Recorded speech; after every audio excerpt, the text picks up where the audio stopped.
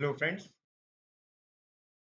ये वीडियो मैं आपके लिए लेके आया हूँ अबाउट 2023 एग्ज़ाम के लिए। आप लोगों में से बहुत लोग ऐसे होंगे जो अभी आरबीआई का पेपर दिया होगा और बहुत लोग अभी इसमें ऐसे हो गए होंगे जो फेज़ 1 क्लियर नहीं कर पाए। तो ठीक है, आरबीआई उस तरीके का एग्ज़ाम है जस्ट लाइक कि जैसे आपका सिविल सर्विस के प्रीलिम्स होते हैं, हमेशा एक एक्स फैक्टर लेके आ रहा है।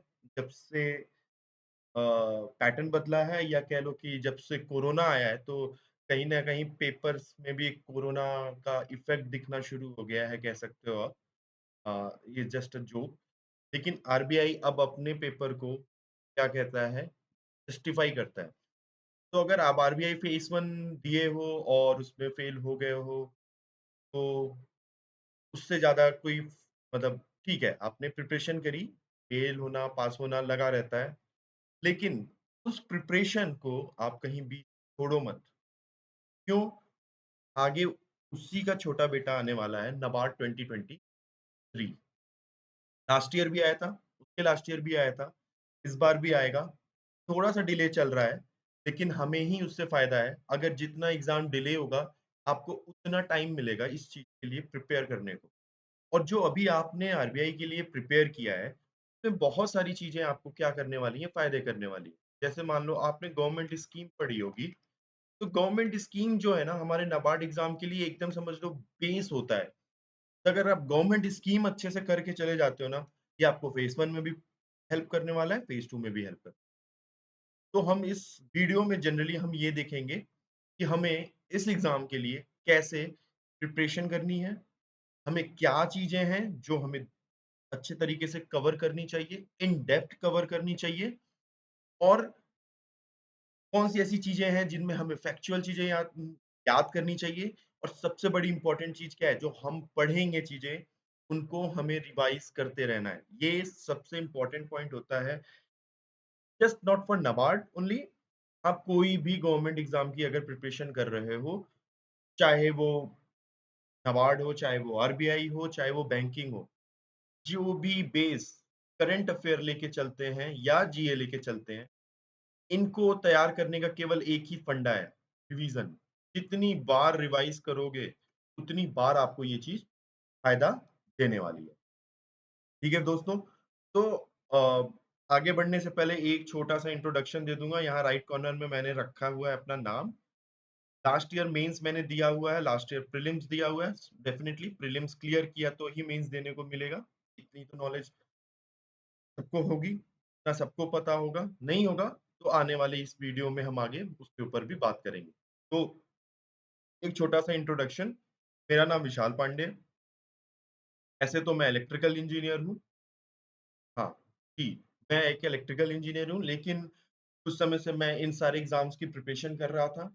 तो इसमें मेरे अच्छे स्कोर्स मतलब इसमें मैंने अच्छा कर लिया और मुझे एक अच्छा आइडिया है इस पेपर का, तो मैं चाहूँगा जो भी मेरा अपना एक्सपीरियंस है, जो भी अपना नॉलेज है, मैंने अपने आप में गेन किया है during this my preparation time, वो मैं आपके साथ शेयर करूँ और कहीं न कहीं चाहूँगा कि उससे आपको हेल्प हो और मैं जो चीज़ें दूँ वो रेलेवेंट निकलें, एग्ज़ाम में पूछी जा सकें, ये उम्मीद रखता हूँ।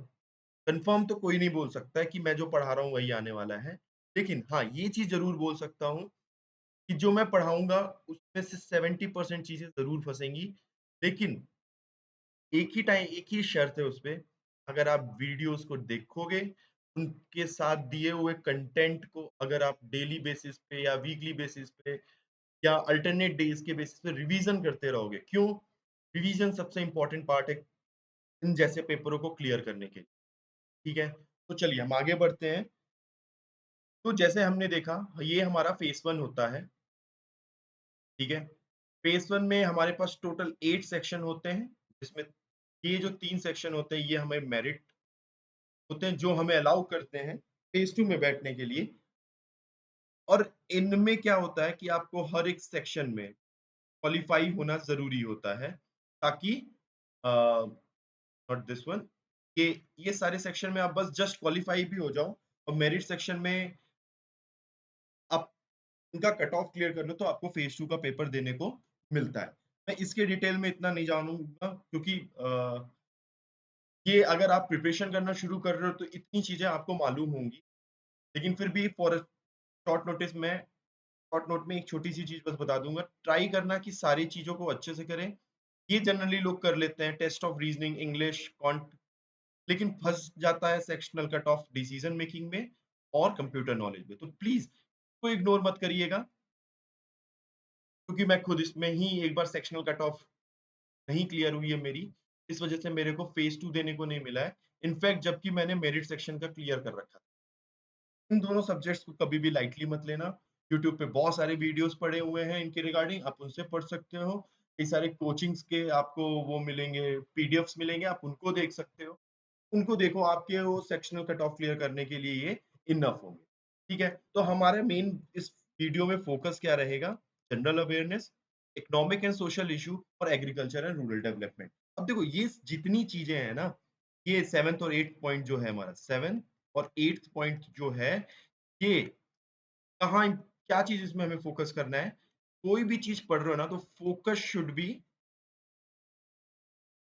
Rural, rural India. कोई भी ऐसी चीज़ अगर आ रही है मार्केट में, मार्केट का मतलब गवर्नमेंट ने कुछ किया, बैंक्स ने कुछ किया, कोई कंपनी ने कुछ किया, जो कि आपके रूरल डेवलपमेंट के लिए बहुत ज़्यादा ही इम्पैक्टफुल होने वाली है। तो उन चीज़ों को हमें कहीं से भी नज़रअंदाज नहीं करना है, चाहे वो कोई भी किया हो, चाहे कोई भी किया हो, हमें उस चीज़ों को रखना है। क्यों? कि उससे क्वेश्चन बन सकते हैं। ठीक है? चलिए अब हम बात करेंगे अपने 3 सेक्शंस की। 3 सेक्शंस में हमारे पास है एक जीए जो कि 20 मार्क्स का आएगा, एक ईएसआई है 40 मार्क्स का और एआरडी जो है 40 मार्क्स। अब देखिए इन तीनों में क्या चीज़ सबसे कॉमन है? Current affair. Current affair is the most important part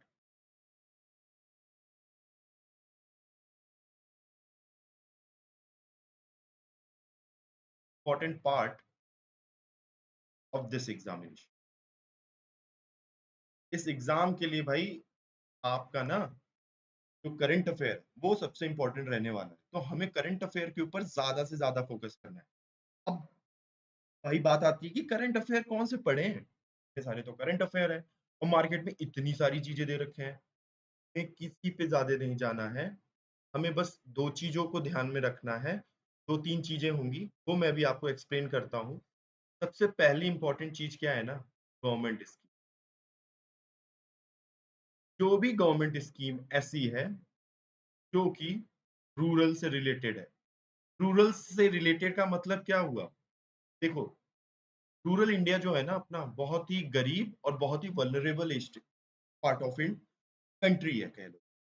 तो गवर्नमेंट जितनी भी स्कीम निकालेंगी ना, वो ये सोच के निकालेंगी ताकि इन वल्नरेबल सोसाइटीज को हम कैसे अपलिफ्ट कर सके।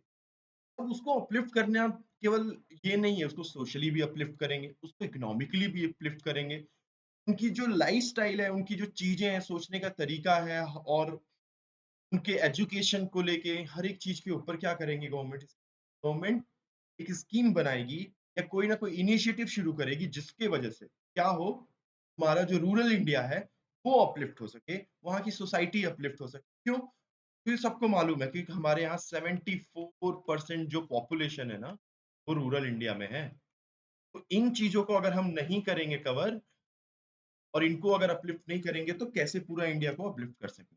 तो बेसिक फोकस हमारा क्या होना चाहिए कि हम जो गवर्नमेंट स्कीम पढ़ने जा रहे हैं या जो भी इनिशिएटिव पढ़ने जा रहे हैं वो बेसिकली कहाँ के लिए होना चाहिए?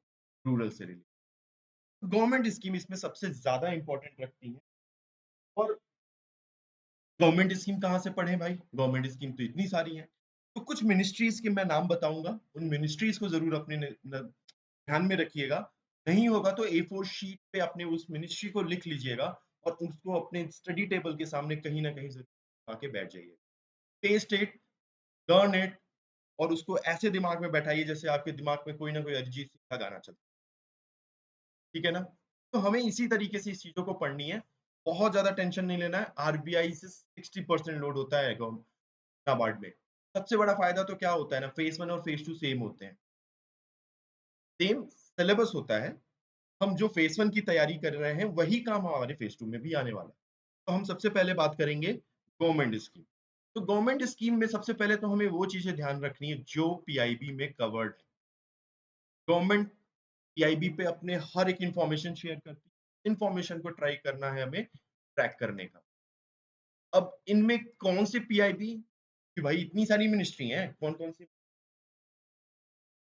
चलिए आप एक काम क्या कर सकते हो, मैं अभी कुछ मिनिस्ट्री के बारे में आपको बताऊंगा, उन मिनिस्ट्री को आप यूटिलाइज कर सकते हो अपनी गवर्नमेंट स्कीम्स या पीआईबी को पढ़ने के लिए।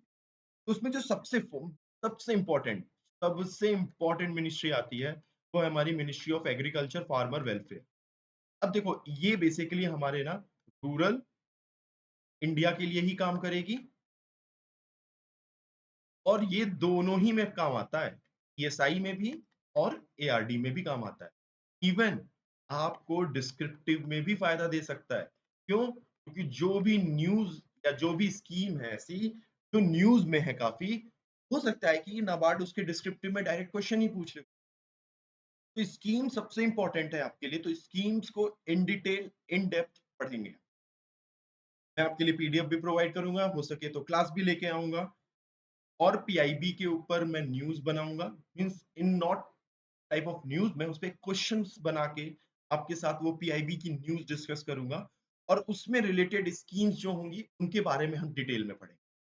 इस तरीके से मैं ये कुछ सीरीज चलाने वाला हूँ आपके साथ, और ये सारी वीडियोस मैं टेलीग्राम पे आपके साथ पोस्ट करता रहूंगा, उनसे रिलेटेड पीडीएफ आपके साथ शेयर करता रहूंगा। बस आप इसको जितना ज्यादा हो सके उतना लोगों में शेयर करें। It's totally free of cost. मैं भी अपने आप को ट्राई कर रहा हूँ। तो आप बाकी चैनल्स तो देख ही रहे होंगे, आप बाकी न्यूज़ भी कवर कर रहे होंगे, बहुत लोगों ने कोर्स भी ले रखा होगा, तो वो भी जुड़ सकते हैं, ऐसा नहीं है, उनके कोर्स भी अच्छे हैं, मैं ये नहीं कहूँगा, they are also good, but ठीक है, मैं भी ये नहीं कहूँगा कि मैं बुरा हूँ, है ना? कौन कहता है भाई आज की जगह। तो हमारे लिए सबसे इम्पोर्टेंट मिनिस्ट्री है minister and farmer welfare. Second ministry जो सबसे इम्पोर्टेंट है मिनिस्ट्री ऑफ रूरल डेवलपमेंट, ये भी हमारे लिए बहुत इंपॉर्टेंट हो जाती है। फिर उसके बाद हमारे पास आती है सबसे important ministry, ministry of fisheries animal husbandry and dairy development. ये तीन मिनिस्ट्रीज जो है ना, ईएसआई प्लस एआरडी, तीनों की तीनों वहां पे क्या है, इंपॉर्टेंट है। हम ट्राई करेंगे इस मिनिस्ट्रीज की हर एक डिटेल की चीजें कवर करें, इनकी स्कीम्स हो, इनके इनिशिएटिव हो, इनके कोई भी कैंपेनिंग शुरू हो रही हो, कोई भी चेंजेस हुए हो, कोई भी चीजें होंगी, तो हम जरूर क्या करेंगे, हम ट्राई करेंगे कवर करें। फिर उसके बाद इंपॉर्टेंट मिनिस्ट्री आ जाती है आपकी ministry of social justice and empowerment. फिर उसके बाद आ जाती है मिनिस्ट्री ऑफ माइनॉरिटीज अफेयर। क्यों भाई, माइनॉरिटीज अफेयर और सोशल जस्टिस क्यों इंपॉर्टेंट है? भाई बिल्कुल है, हमारा जो सबसे बैकवर्ड एरिया है, सोशली बैकवर्ड है अगर कोई, तो वो कौन है, गांव के लोग ही तो हैं। शहर में तो लोग भाई अच्छा खासा जीन्स पैंट टी शर्ट पहन के गाड़ियों में चल रहे हैं, बड़े बड़े होटलों में जा रहे हैं, खा रहे हैं रेस्टोरेंट में। सबसे ज्यादा कोई पावरलेस फील करता है तो वो है कौन, हमारा रूरल बैकग्राउंड। तो इसीलिए जब भी हमारे पास इस मिनिस्ट्री की कोई स्कीम इनिशिएटिव आएगी, this is going to directly और indirectly helping this rural people. Okay. फिर हमारी बात आती है ministry of minorities affair. Definitely poor background है, सबसे ज्यादा है, तो उनको मान लीजिए आपके शेड्यूल कास्ट के लोग हैं, शेड्यूल ट्राइब के लोग हैं, ये लोग कहाँ रिसाइड करते हैं, कहाँ जीते हैं, रूरल पार्ट ऑफ इंडिया में। तो इनको भी क्या है, इनके लिए भी कोई भी इनिशिएटिव लिया जाएगा तो वो हमारे रूरल इंडिया को ही क्या करने वाला है, इम्पैक्ट देने वाला है, पॉजिटिव वे में इम्पैक्ट देने वाला है। तो हमें ये सारी मिनिस्ट्री क्या करनी है, हमेशा दिमाग में रखें। फिर अगली मिनिस्ट्री जो हमारे लिए इंपॉर्टेंट होती है ना, वो है मिनिस्ट्री ऑफ पंचायती राज। ये बेसिकली हमारे रूरल इंडिया के लिए है, और ये हमारे एआरडी में ज्यादा इंपॉर्टेंट है। ये एक इंपॉर्टेंट बात करनी है मिनिस्ट्री ऑफ फिनेंस की, ये हमारे ईएसआई के लिए बहुत इंपॉर्टेंट है। मिनिस्ट्री ऑफ फिनेंस हमारे इसके लिए इंपॉर्टेंट है, ईएसआई के लिए बहुत ज्यादा इंपॉर्टेंट हो जाती है। क्यों? क्योंकि कुछ ना कुछ जैसे आप इकोनॉमिक्स के टॉपिक्स होते हैं, नेशनल इनकम, फिर टैक्स वगैरह, जीएसटी वगैरह, तो मीन्स इनडायरेक्टली डायरेक्टली जीएसटी भी कहीं ना कहीं हमारे एग्रीकल्चर प्रोडक्ट्स पे भी तो लगते हैं, की वजह से जो इम्पैक्ट होने वाले हैं वो भी तो कहीं ना कहीं हमारे एग्जाम्स के लिए क्या हो जाते हैं, इंपॉर्टेंट हो जाते हैं। इनकम टैक्स अगर ज़्यादा कलेक्शन होगा, टैक्स कलेक्शन ज़्यादा होगा, तो यानी सरकार के पास रेवेन्यू ज़्यादा आएगा और सरकार आगे क्या कर सकेगी? एक्सपेंड कर सकेगी।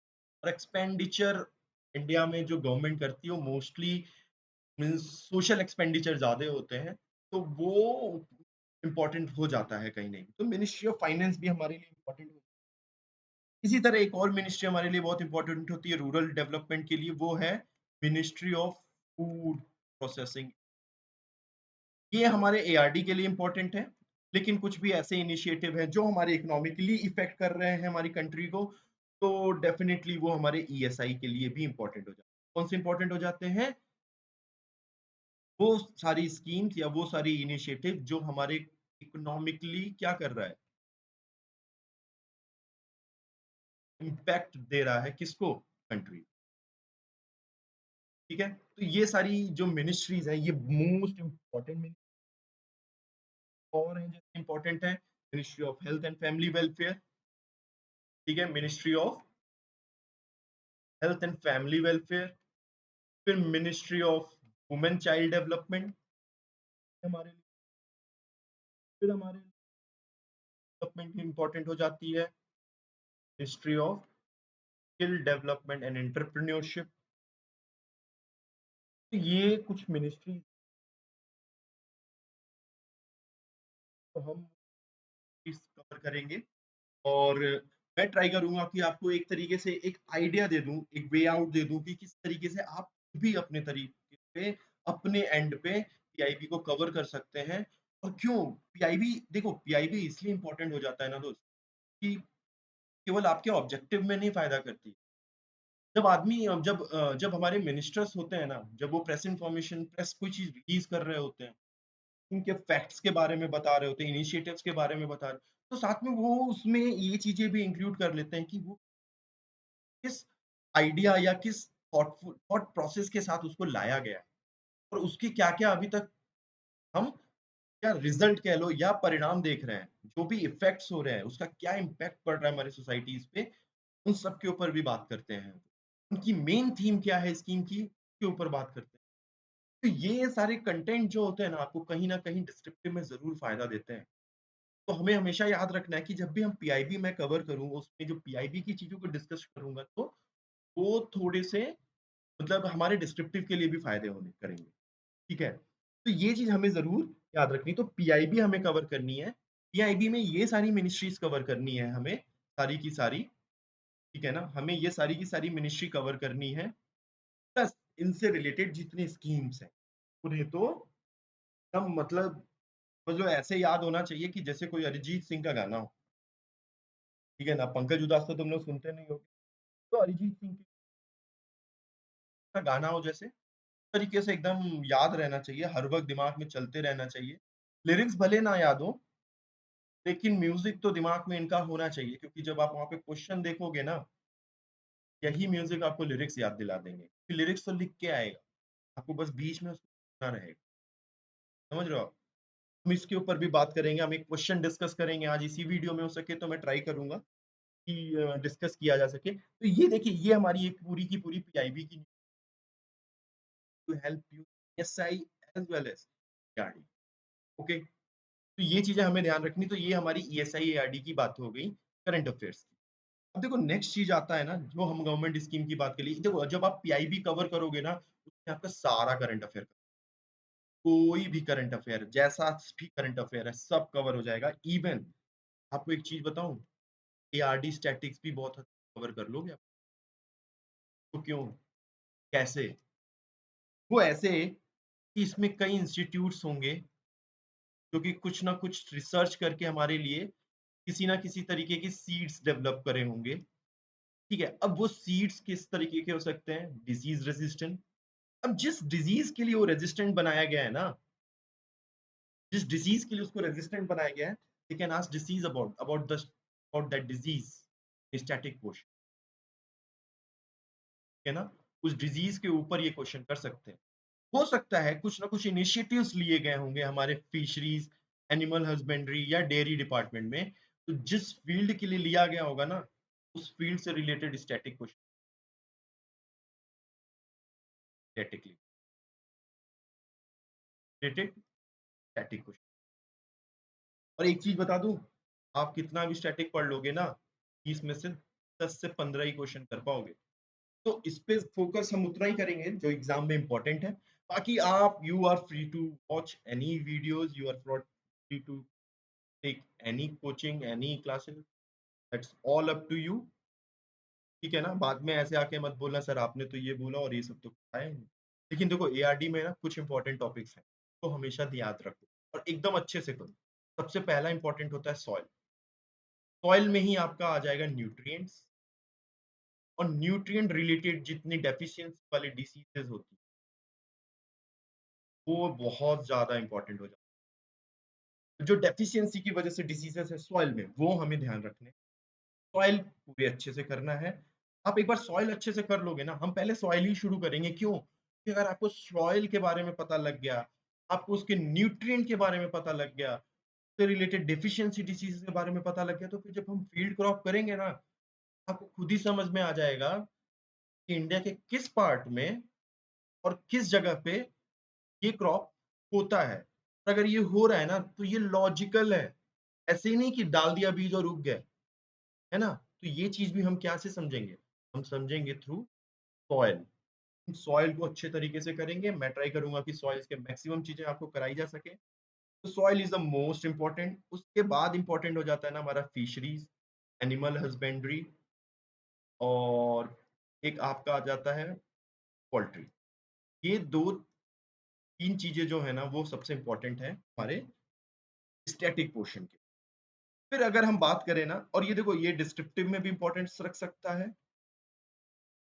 क्योंकि इससे रिलेटेड स्कीम्स पूछी जा सकती हैं, रिलेटेड स्कीम्स।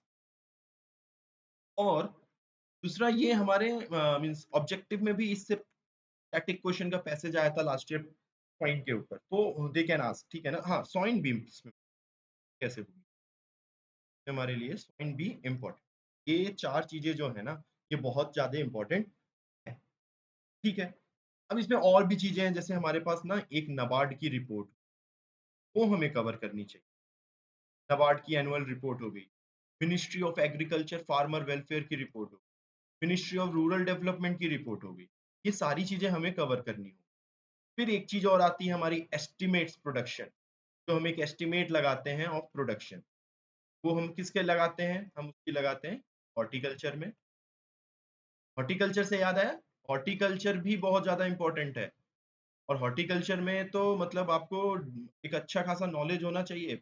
हमारे जितने फेमस फ्रूट्स हैं या एग्जॉटिक फ्रूट्स हैं, उनके बारे में हमें जानना चाहिए। उनके मीन्स उनका बायोलॉजिकल नेम क्या है, उनके डिजीज क्या है, उनके टाइप्स क्या हैं। ये सारी चीजें हम ट्राई करेंगे कवर करने की। इन सारी चीजों के ऊपर मैं आपके साथ काम करूंगा।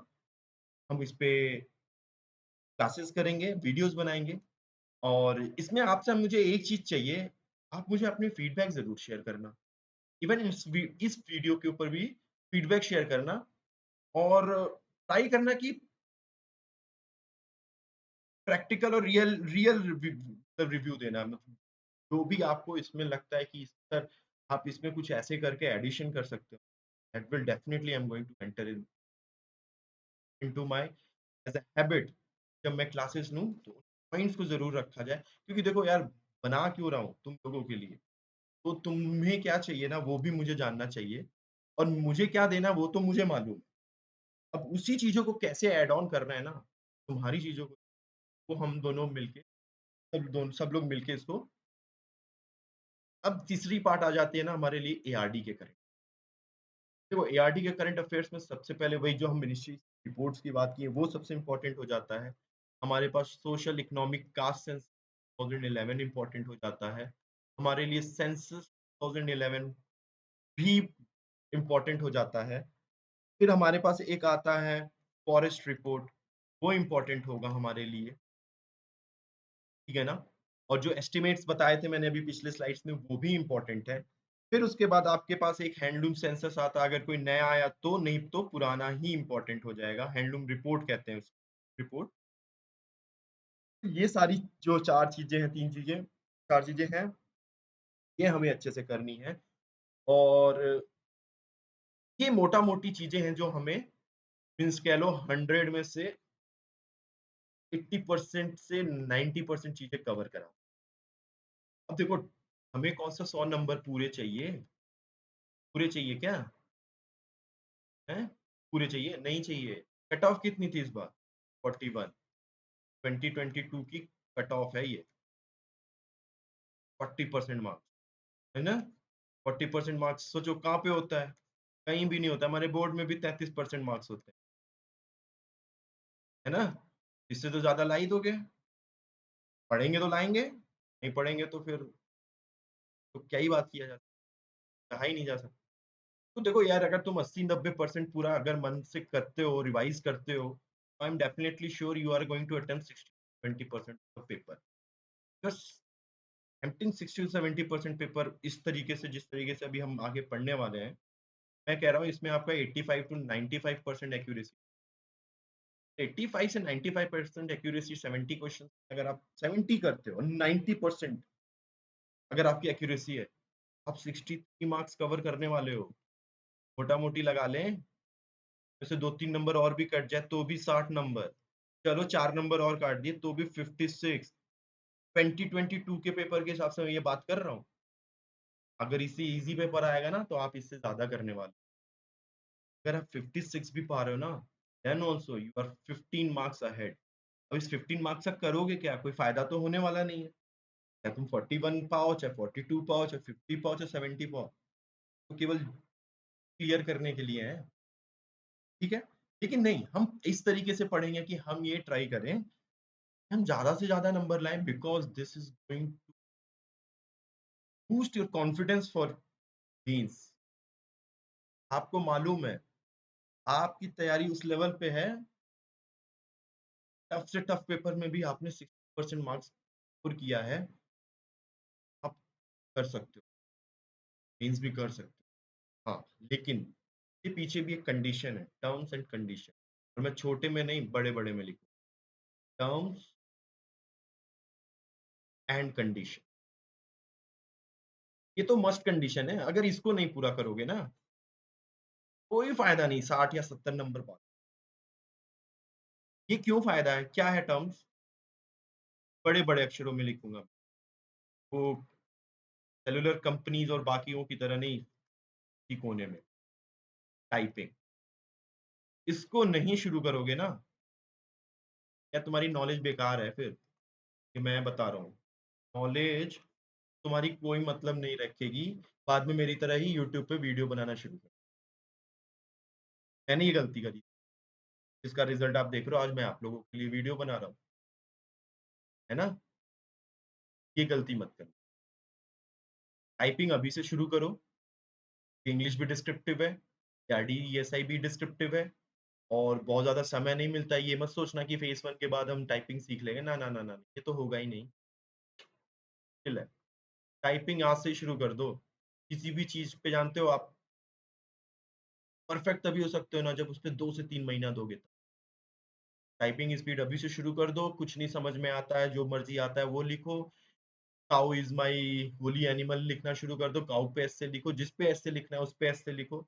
लेकिन टाइपिंग स्पीड तो सबसे पहले शुरू करो, नॉलेज तो धीरे धीरे बिल्डअप होते जाए। ठीक है, तो आज की वीडियो में यही खत्म करते हैं। Best of luck. इसलिए भाई, हर दिन प्रिपरेशन करना भी एक लड़ाई है, हर एक लड़ाई को जीतने के लिए best of luck. Don't lose your hope. अगर कोई एग्जाम दिए हो तो फेल हो गए हो तो के लिए तो होना ही नहीं है ना। चॉइस है क्या कुछ और? चॉइस तो है ही नहीं ना।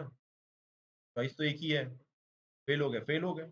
आगे के लिए पढ़ना है, एक एग्जाम्स देखने हैं, तो ऊपर देखना शुरू करो। और आपके लिए सबसे अच्छा एग्जाम इस समय आया हुआ है, अवार्ड आएगा। अभी NISCL AO का भी आने वाला है, 1 अगस्त को नोटिफिकेशन, वो भी ट्राई कर सकते हो।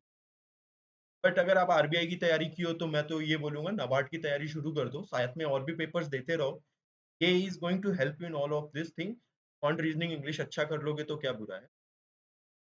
दो पेपर, सारे दो, पेपर तो सब दो।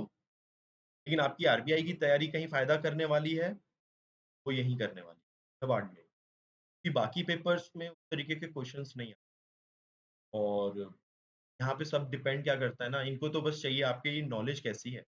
और आप अच्छे से कैसे किसी चीज़ों को याद रख सकते हो, रिकॉल कर सकते हो। बेसिकली रिकॉल करना इम्पोर्टेंट, रिकॉल कैसे करें। ठीक है दोस्तों, आज की वीडियो हम यहीं रखेंगे और नेक्स्ट वीडियो में आपके लिए लाने वाला हूँ जनवरी के पीआईबी से, ministry of agriculture farmer welfare से। एक उसका बहुत अच्छा न्यूज़ है, एक अच्छी स्कीम भी है, जो कि हमारे कंट्री में हमारे फार्म प्रोडक्शन के सप्लाई चेन को काफ़ी अच्छे तरीके से वो इम्पैक्ट करने वाली है। एक हिंट देता हूँ, सप्लाई चेन बोला हूँ फूड प्रोडक्शंस के related, food grains specially food grain से रिलेटेड है। सप्लाई चेन देखती है, सप्लाई चेन मतलब समझ रहे हो ना, एक जगह से प्रोड्यूस हुआ, दूसरी जगह सप्लाई होगा, तीसरी जगह, ये सारी चीज़ों को वो देखती है स्कीम। तो अगर आप ये वीडियो देखते हो, मैं इस यूट्यूब पे पोस्ट करूँगा, तो कमेंट करना आप अपनी तरफ से कि मैं गेस करना कि मैं अगला जो स्लाइड या अगला जो वीडियो लाने वाला हूँ, वो किसके ऊपर बनाने वाला हूँ। फिर मैं देखता हूँ किसका गेस सही होता है। ओके दोस्तों, आज के लिए इतना ही। Thank you and bye bye.